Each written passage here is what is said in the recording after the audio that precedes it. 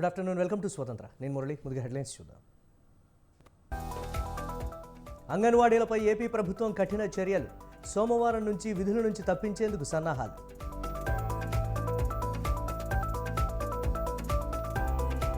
మరోసారి మోదీ అధికారంలోకి రావడం ఖాయం. ఏప్రిల్లోనే ఎన్నికలు జరుగుతాయన్న కిషన్ రెడ్డి.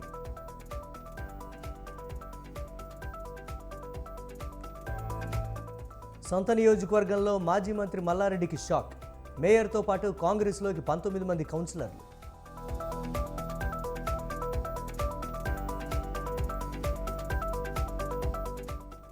కాసేపట్లో ఏపీసీసీగా షర్మిల బాధ్యతల స్వీకరణ. హాజరు కానున్న కాంగ్రెస్ కీలక నేతలు.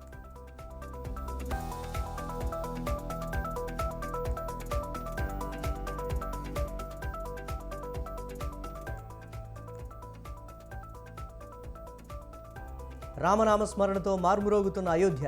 రేపు 84 సెకన్ల పాటు ప్రాణప్రతిష్ఠకు ముహూర్తం.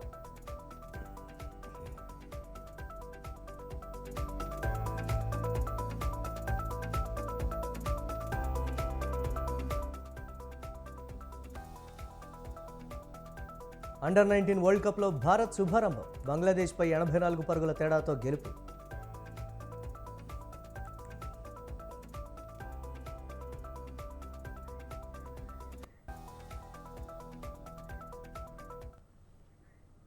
రానున్న లోక్సభ ఎన్నికల్లో తెలంగాణలో మెజారిటీ సీట్లను దక్కించుకోవడానికి బీజేపీ వ్యూహాత్మకంగా అడుగులు వేస్తోంది.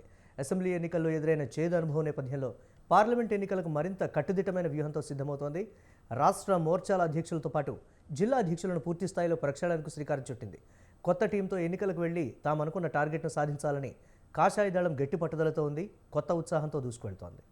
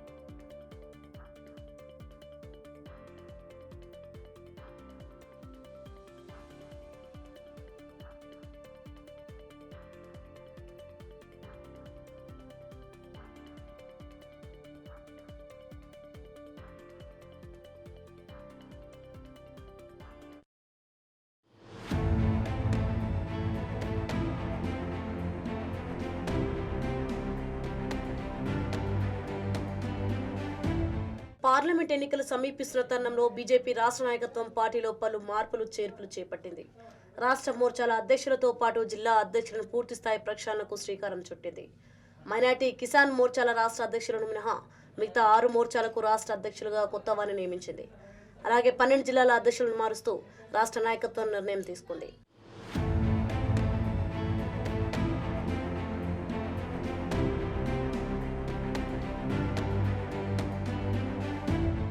పన్నెండు మంది జిల్లా అధ్యక్షులను బీజేపీ మార్చింది. కొత్తగా నియమితులైన జిల్లా అధ్యక్షుల్లో నిజామాబాద్ కు దినేష్ కుమార్, పెద్దపల్లి జిల్లాకు చెందుపట్ల సునీల్, సంగారెడ్డి జిల్లాకు గోదావరి అంజిరెడ్డి, సిద్దిపేట జిల్లాకు మోహన్ రెడ్డి, యాదాద్రి జిల్లాకు పాషం భాస్కర్, వనపర్తి జిల్లాకు డి నారాయణ, వికారాబాద్ జిల్లాకు మాధవ్ రెడ్డి, నల్గొండ జిల్లాకు డాక్టర్ వర్షిత్ రెడ్డి, ములుగు జిల్లాకు బలరాం, మహబూబ్ నగర్ జిల్లా అధ్యక్షుడుగా పి శ్రీనివాస్ రెడ్డి, వరంగల్కు గంటా రవి, నారాయణపేట జిల్లా జలంధర్ రెడ్డిని అధ్యక్షుడుగా కొండటి శ్రీధర్, ఎస్టీ మోర్చా చీఫ్గా కళ్యాణ్ నాయక్, మహిళా మోర్చా అధ్యక్షురాలుగా డాక్టర్ శిల్ప, ఓబీసీ మోర్చా అధ్యక్షుడుగా ఆనంద్ గౌడ్, యువ మోర్చా అధ్యక్షుడుగా మహేంద్రను నియమించారు.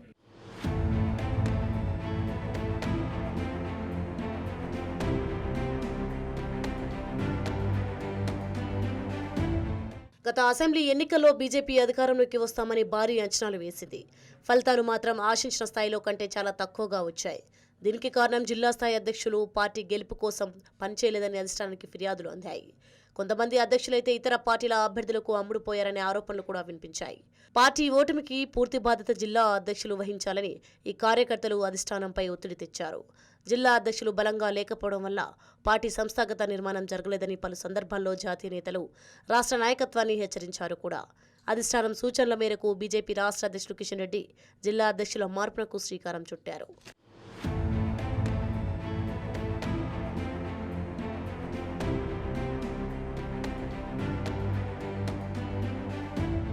బీజేపీకి వివిధ మోర్చాల విభాగాలే బలమైనవి. అందులో యువ మోర్చా, మహిళా మోర్చా, ఎస్సీ, ఎస్టీ మోర్చాలతో పాటు ఓబీసీ, కిసాన్, మైనార్టీ మోర్చాలు పార్టీ గెలుపులో కీలక భూమిక పోషిస్తాయి. అయితే అసెంబ్లీ ఎన్నికల సమయంలో ఈ మోర్చాలు ఎవరు క్రియాశీలకంగా పనిచేయలేదని పార్టీ అధిష్టానం భావించింది. ఎన్నికల కంటే ముందే జాతీయ నేతలు వివిధ మోర్చాల పదాధికారులతో ప్రత్యేక సమావేశాలు నిర్వహించి ఎన్నికల సమయంలో ఏ విధంగా పనిచేయాలో, ప్రజల్లోకి ఏ విధంగా వెళ్లాలో శిక్షణ తరగతులు కూడా నిర్వహించారు. కానీ మోర్చాల అధ్యక్షులు ఇతర నేతలు ఎవరూ తమ విభాగాలకు చెందిన ప్రజలను ఎన్నికల సమయంలో ఆకట్టుకోలేకపోయారనే ఆరోపణ వినిపిస్తున్నాయి.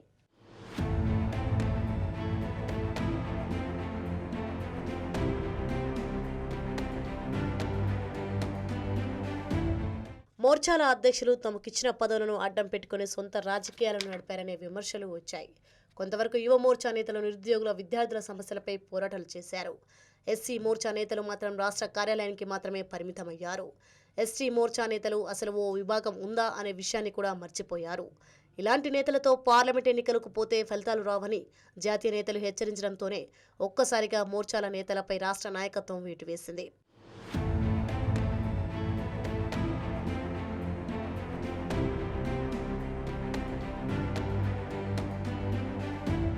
రాష్ట్ర కాషాయ దళం దళపతి కేంద్ర మంత్రి కిషన్ రెడ్డి పార్టీలో తన మార్కును చూపించుకున్నారు.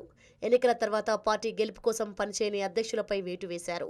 నూతనంగా నియమితులైన వివిధ మోర్చాల అధ్యక్షులతో పాటు 12 జిల్లాలకు చెందిన అధ్యక్షులపై పార్టీ భారీ బాధ్యత పెట్టింది. లోక్సభ ఎన్నికల్లో వీరు పార్టీని ఎలా విజయ పదంలోకి తీసుకెళ్తారో చూడాలి.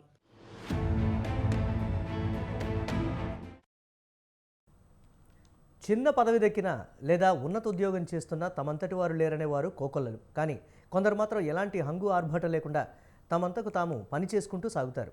ఎందరికో ఆదర్శంగా నిలుస్తూ నిర్వహించే వృత్తిలో తమదైన ముద్ర వేస్తారు. ప్రజలకు సేవ చేయడంలో పోటీ పడుతూ ఉంటారు. అలాంటి వారిలో తెలుగు తేజం సీనియర్ ఐఏఎస్ రవి కోట ముందు వరుసలో ఉంటారు. ఎక్కడో శ్రీకాకుళం జిల్లాలో మారుమూల గ్రామంలో పుట్టి మాతృభూమికి కన్న తల్లిదండ్రులు గర్వపడేలా చేస్తూ భావితరాలకు ఆదర్శంగా నిలుస్తున్న సీనియర్ ఐఏఎస్ కోట రవిపై స్వతంత్ర టీవీ స్పెషల్ స్టోరీ.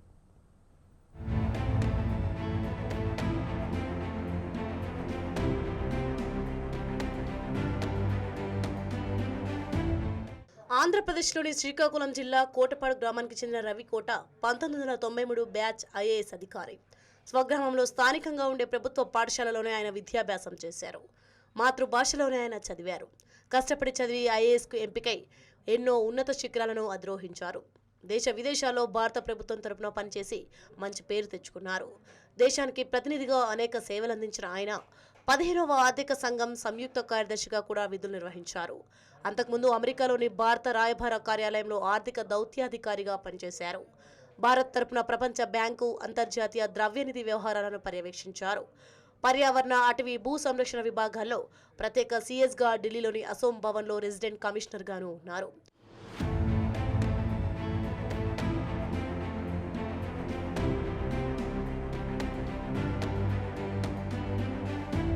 తాజాగా అసోం రాష్ట్రానికి ప్రధాన కార్యదర్శిగా కోట రవిని నియమితులయ్యారు. ఓ తెలుగు ఐఏఎస్ ఈశాన్య రాష్ట్రానికి సీఎస్గా నియమితులు కావడం చెప్పుకోదగ్గ విశేషం. ప్రస్తుతం అసోం ప్రభుత్వంలో 18 శాఖలకు అదనపు కార్యదర్శిగా ఉన్న రవి ఇటీవల ఉల్పా తీవ్రవాదులతో జరిగిన శాంతి ఒప్పందంలోనూ కీలక పాత్ర పోషించారు. రవి పనితీరును గుర్తించిన హిమంత బిశ్వశర్మ సర్కార్ ఆయనకు కీలక బాధ్యతలు కట్టబెట్టింది. ఈ నియామకంపై ఆయన కుటుంబ సభ్యులు ఆనందం వ్యక్తం చేస్తున్నారు. రవి దేశానికి అందిస్తున్న సేవలు తమకు ఎంతో గర్వకారణమని చెప్తున్నారు. అస్సాం చేరుకున్నారు. చేరిన తర్వాత అక్కడ ఉల్ఫా తీవ్రవాదులతో శాంతి ఒప్పందం చేసి మంచి పేరు తీసుకొచ్చారు. మా అందరికి కూడా చాలా గర్వకారణంగా ఉంది. మా ప్రాంతంలో చాలా చిన్న పల్లెటూరు అయినప్పుడు కూడా మంచి పేరు సంపాదించుకున్నారు. మాకు ఆయనకు ఆదర్శం.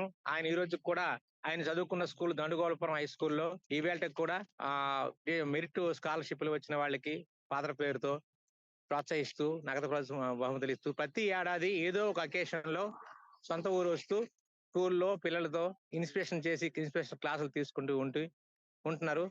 ఆ ఆయన పేరు చెప్పుకుంటే మాకు చాలా గర్వంగా ఉంది. మాకే కాదు మా ప్రాంతీయులందరికి కూడా. ఎందుకనంటే పెద్ద పెద్ద చదువులు చదివిన వాళ్ళంతా ఎకనామికల్ గా బాగా ఫార్వర్డ్ అయిన వాళ్ళనే కాదు, ఏమీ లేకుండా కూడా పల్లెటూరులో ఉండి తెలుగు మీడియంలో ఉండి చదువుకోవచ్చు అని ఆదర్శంగా అందరికీ నిలిచారు.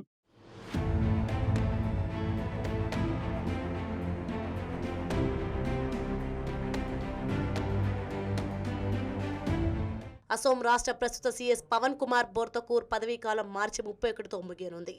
దీంతో ఆయన స్థానంలో రవి బాధ్యతలు చేపట్టనున్నారు. సీఎస్గా కోట రవితో పాటు అదనపు కార్యదర్శులుగా ఉన్న రవిశంకర్ ప్రసాద్, సైదెన్ అబ్బాసీ, ఆశిష్ కుమార్ భూటానీలను ప్రత్యేక ప్రధాన కార్యదర్శిగా నియమించింది హిమంత బిశ్వశర్మ ప్రభుత్వం.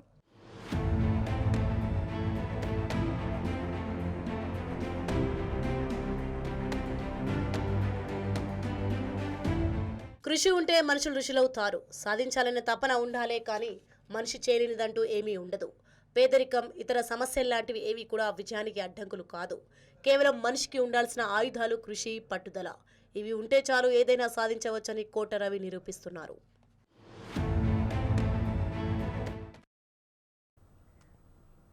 గుంటూరు జిల్లా తెనాలిలో ఎంపీ బాలశౌరికి టీడీపీ, జనసేన నాయకులు, కార్యకర్తలు ఘనస్వాగతం పలికారు. ముందుగా సంఘం జాగర్లమూడి గ్రామంలో వినాయకుడి దేవాలయంలో ప్రత్యేక పూజలు చేసిన ఎంపీ బాలశౌరి అంగలగుదురు గ్రామంలో ఎన్టీఆర్ విగ్రహానికి పూలమాల వేసి నివాళి అర్పించారు. చెంచుపేటలో జనసేన శ్రేణులు గజమాలతో స్వాగతం పలికారు.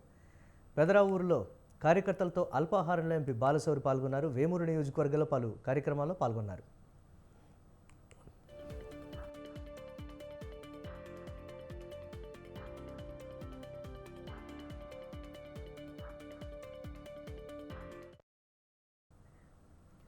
కామారెడ్డి జిల్లా ఎల్లారెడ్డి మండలం వెలుట్లపేట గ్రామ పంచాయతీ పరిధిలోని మైనింగ్ తవ్వకాల్ని గ్రామస్తులు అడ్డుకున్నారు. నిబంధనలకు విరుద్ధంగా తవ్వకాలు జరుగుతున్న అధికారులు పట్టించుకోకపోవడంపై ఆగ్రహం వ్యక్తం చేశారు. వాహనాల్ని అడ్డుకునే ప్రయత్నం చేయడంతో గ్రామస్తులకు, మైనింగ్ నిర్వాహకులకు మధ్య వాగ్వాదం జరిగింది. గ్రామస్తుల దాడిలో టిప్పర్ అద్దాలు ధ్వంసమయ్యాయి. మైనింగ్ పనులు తాము తీవ్రంగా నష్టపోతున్నామని, తక్షణం పనులను ఆపాలంటూ స్థానిక ఎంఆర్ఓ, మైనింగ్ శాఖ ఏడీకి వినతిపత్రం సమర్పించారు. ఇక్కడ నుంచి తీసుకోండి. ఇట్లా వస్తుంది.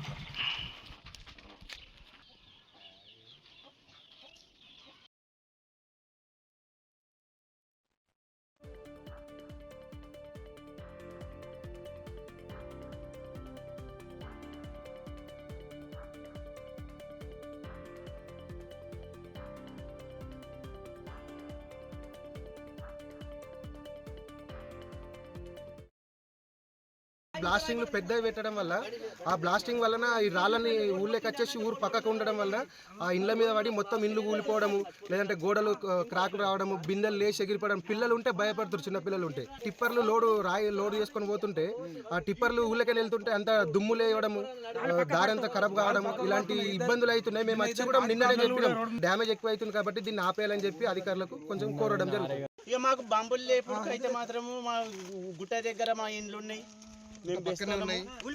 మొత్తం పరిస్తుంది, కుండ్లు ఇచ్చిపోతున్నాయి. ఇక లారీలు నింపుడు రావుతూ వాళ్ళ కొట్టుకుంటే మాకు లేని ఇది అవుతుంది. రాత్రి పగలు తిప్పాలు నడుస్తున్నాయి, మొత్తం దుమ్ములు వేస్తుంది, రోడ్ అంతా ఇది అవుతుంది. పిల్లలు అందరు బుగులు పడుతున్నారు. ఆపేయాలని అందరూ మా పబ్లిక్ అంతా ఆపేసి. ఇక మాకు బాంబులు లేపుడు అయితే మాత్రము మా గుట్ట దగ్గర మా ఇండ్లు ఉన్నాయి, మొత్తం పరిస్తుంది, కుండ్లు ఇచ్చిపోతున్నాయి. ఇక లారీలు నింపుడు రావుతూ వాళ్ళ కొట్టుకుంటే మాకు లేని ఇది అవుతుంది. రాత్రి పగలు తిప్పాలు నడుస్తున్నాయి, మొత్తం దుమ్ములు వేస్తుంది, రోడ్ అంతా ఇది అవుతుంది. పిల్లలు అందరు బుగులు పడుతున్నారు. ఆపేయాలని అందరూ మా పబ్లిక్ అంతా ఆపేసి.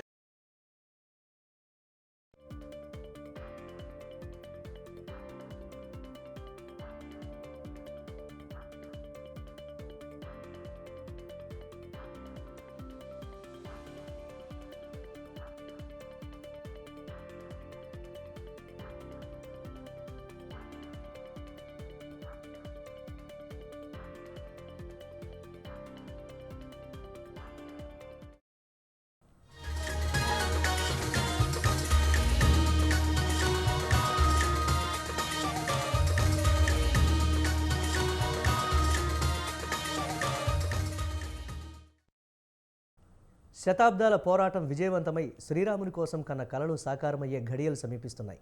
ఎప్పుడెప్పుడు శ్రీరాముని దర్శించుకుందామా అనే ఆతృత, భక్తిభావన అందరిలోనూ పెరుగుతోంది.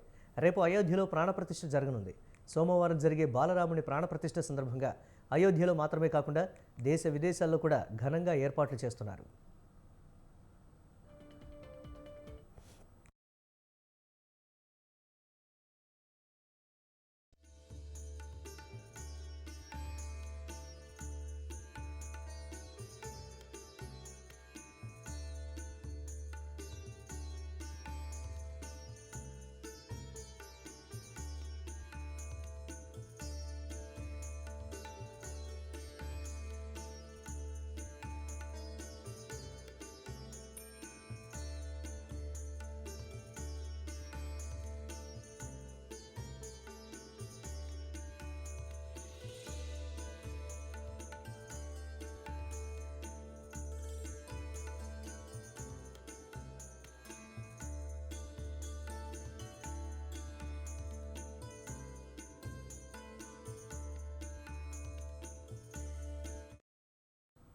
అయోధ్యలో నేడు మరో మహత్తర కార్యక్రమం జరగనుంది.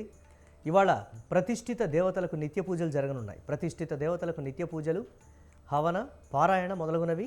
ఉదయం మధ్వాదివాసులు 114 కలశంలోని వివిధ ఔషధ జలాలతో విగ్రహ స్నానమాచరించడం, మహాపూజ, ఉత్సవం, విగ్రహ ప్రదక్షిణ, శయన, తత్లాన్యాలు, మహనీయులు మొదలైనవి జరుగుతాయి.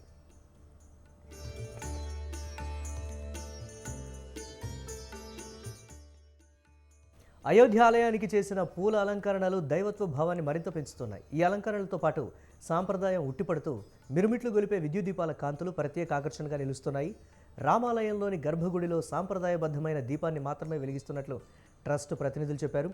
అయోధ్య అంతా రామమయం అయిపోయిందని భక్తులు ఆనంద తాండవం చేస్తున్నారు. రామమందిరం ప్రారంభోత్సవం కోసం అయోధ్యకు వేలాది మంది సాధువులు చేరుకుంటున్నారు. భక్తులు, సాధువుల కోసం అధికారులు భారీ ఏర్పాట్లు చేశారు. కట్టుదిట్టమైన భద్రతా వలయంలో అయోధ్య నగరం ఉంది.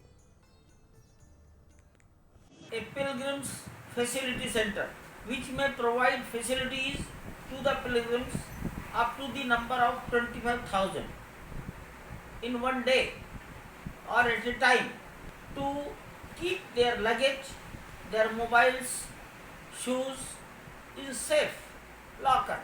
So this facility will be provided by the trust without any charge. పుష్పాదివాసం పూజల్లో భాగంగా దేశంలోని వివిధ ప్రాంతాల నుంచి సేకరించిన చక్కెర, పూలను శనివారం బాలరామునికి సమర్పించారు. దేశంలోని వివిధ పుణ్యక్షేత్రాల నుంచి 81 కలశాల్లో తీసుకొచ్చిన పవిత్ర జలాలతో బాలరాముని విగ్రహాన్ని, గర్భగుడిని సంప్రోక్షణ చేశారు. బాలరాముని ప్రాణప్రతిష్ఠ పూజలో యజమానులుగా సోమవారం 14 మంది దంపతులు పాల్గొంటారు. దేశంలోని ఉత్తర, తూర్పు, పశ్చిమ, దక్షిణ, ఈశాన్య ప్రాంతాల నుంచి వీరిని ఎంపిక చేశారు. రామాలయం నిర్మాణం కోసం అన్ని ప్రాంతాల వారు పోరాడిన నేపథ్యంలో ఈ విధంగా వివిధ ప్రాంతాల నుంచి యజమానుల ఎంపిక జరిగింది. బాలరాముని ప్రాణప్రతిష్ఠ కార్యక్రమానికి ఆహ్వాన పత్రిక ఉన్నవారు తప్పనిసరిగా ఎంట్రీ పాస్ను తీసుకోవాలని శ్రీరామ జన్మభూమి తీర్థక్షేత్ర ట్రస్ట్ ప్రకటించింది. ఆహ్వానితులకు వాట్సాప్ ద్వారా ఓ లింకును పంపించినట్లు తెలిపింది. ఫిజికల్ ఎంట్రీ పాస్ ప్రింట్ చేసి ఇస్తామని తెలిపింది. దీనికోసం ప్రత్యేకమైన క్యూఆర్ కోడ్ను ఉపయోగించాలని చెప్పింది. అయోధ్యలో బ్యాంకులు, వ్యాపార సంస్థలు సైతం ఆధ్యాత్మిక భావాన్ని పంచుతున్నాయి. రామాలయం చిత్రాలతో భక్తులకు స్వాగతం పలుకుతున్నాయి. రాంపథ్లో ప్రారంభమైన ఓ బ్యాంకును రామ జన్మభూమి శాఖగా పేర్కొంది. వ్యాపార సంస్థలు కూడా తమ విజిటింగ్ కార్డులు, పోస్టర్లు, క్యాలెండర్లు, సైనేజెస్లో రామాలయం బొమ్మను ముద్రించాయి.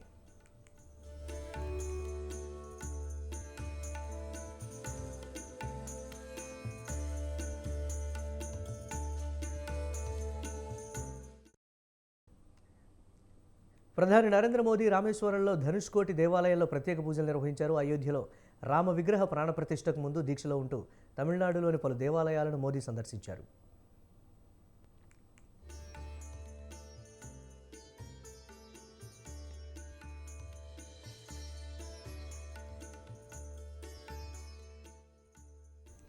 రావణాసురుడిపై యుద్ధానికి లంకకు వెళ్లే ముందు రామేశ్వరంలోనే శ్రీరాముడు శివలింగాన్ని ప్రతిష్ఠించి పూజలు చేశారని ప్రసిద్ధి. ఇక్కడి నుంచే రామసేతు నిర్మించి దానిపై కాలినడకన రాముడు వానరసేనతో లంకకు బయలుదేరాడు. ప్రధాని మోదీ కూడా సముద్రంలో మునిగిన రామసేతు ప్రారంభ ప్రదేశాన్ని సందర్శించారు. సముద్రుడికి పుష్పాలు సమర్పించి పూజలు చేశారు. జలతర్పణం సమర్పించారు. సముద్ర తీరంలో ధ్యానం చేశారు. అనంతరం ప్రధాని ఇక్కడ కోదండరామస్వామి దేవాలయంలో పూజలు నిర్వహించారు. ఈ దేవాలయం కూడా ధనుష్కోటిలోనే ఉంది. రామరావణ యుద్ధానికి ముందు ధనుష్కోటిలోనే విభీషణుడు రాముణ్ణి మొదట సందర్శించి శరణు పొందాడని రామాయణం చెప్తోంది. తిరుచిరాపల్లిలో శ్రీరామనాథస్వామి దేవాలయాన్ని, రామేశ్వరంలోని శ్రీ ఆరుల్మిగ రామనాథస్వామి మందిరాన్ని కూడా ప్రధాని సందర్శించారు.